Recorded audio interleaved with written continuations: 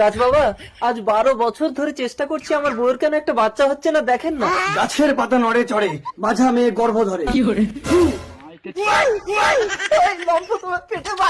দাঁড়া, অত লাফাস না। কেন, কি হয়েছে গাছ বাবা? শোন, গর্ভে থাকা অবস্থায় এই সন্তানের বিবাহ না দিলে জন্মের সাথে সাথে এই সন্তান মারা যাবে।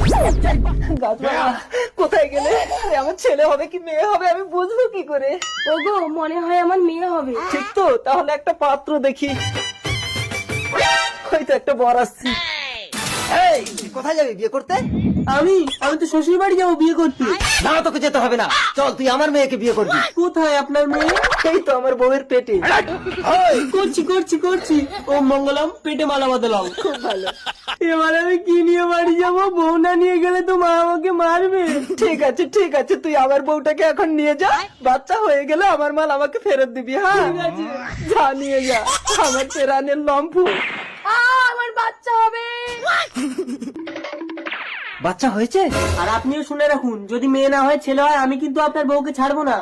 আমার ছেলে হয়েছে।